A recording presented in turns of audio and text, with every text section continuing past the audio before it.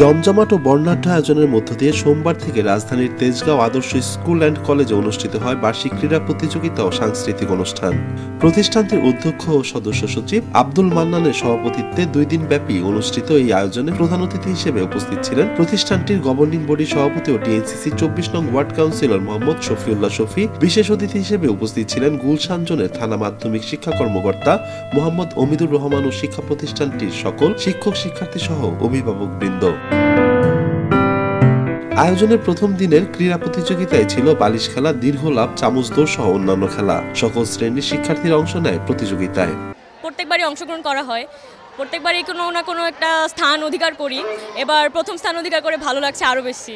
আমরা সবাই অনেক শান্তশিষ্টভাবে খেলেছি। সবচেয়ে বড় কথাটা হচ্ছে আমাদের টিচার্সরা আমাদের অনেক সাহায্য করেছিল। প্রতি বছরই আমরা সবাই অংশগ্রহণ করি, কেউ ফার্স্ট হয়, সেকেন্ড হয়, থার্ড হয়।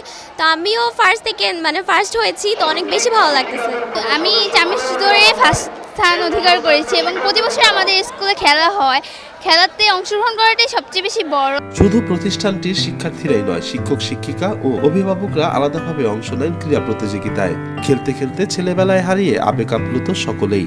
এখানে খেলতে পেরে আমার খুব ভালো লাগছে। আমি ছোটবেলায় এভাবে স্কুলে খেলতাম, অনেক দিন যাবৎ খেলাধুলা হয় না। অনেক ভালো লাগলো যে অনেক দিন পরে ছোটবেলায় ফিরে গেলাম।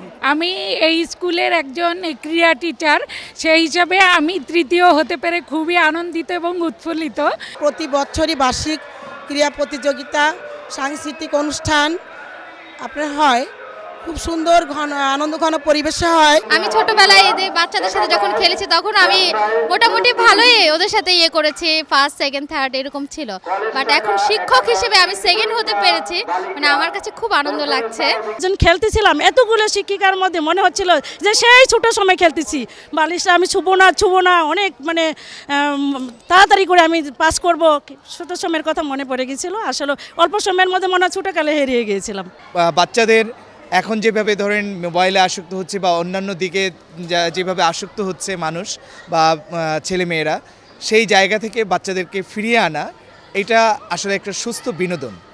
শিক্ষার্থীরা স্বতঃস্ফূর্তভাবে সেখানে অংশগ্রহণ করে এবং অভিভাবকরাও দেখলেন আপনারা যে অভিভাবকবৃন্দ এখানে অংশগ্রহণ করেছে। আয়োজনের দ্বিতীয় দিনে সাংস্কৃতিক পর্বে অনুষ্ঠিত হয় নাচ, গান, অভিনয় ও কবিতা আবৃত্তি সহ নানা আয়োজন।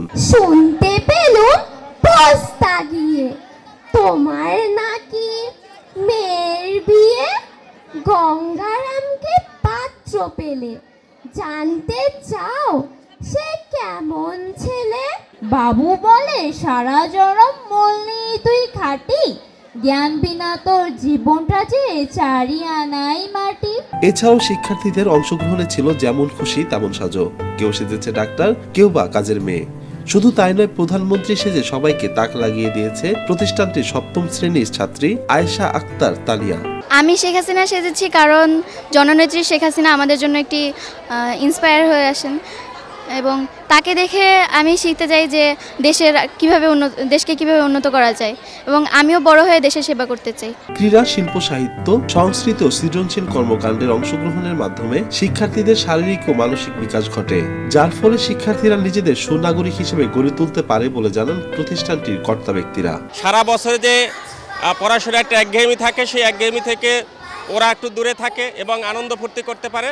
এই একটা সপ্তাহ আমরা ওদেরকে সময় দেই যাতে করে ওরা নিজেকে প্রস্তুত করতে পারে এবং পরবর্তী পড়াশোনার জন্য আবার তারা মনোনিয়োগ করতে পারে। ক্রীড়া এবং সাংস্কৃতিক এটা একটা শিক্ষার একটা পার্ট অ্যান্ড পার্সেল। আমি বলি এটা একটা অবিচ্ছেদ্য অংশ।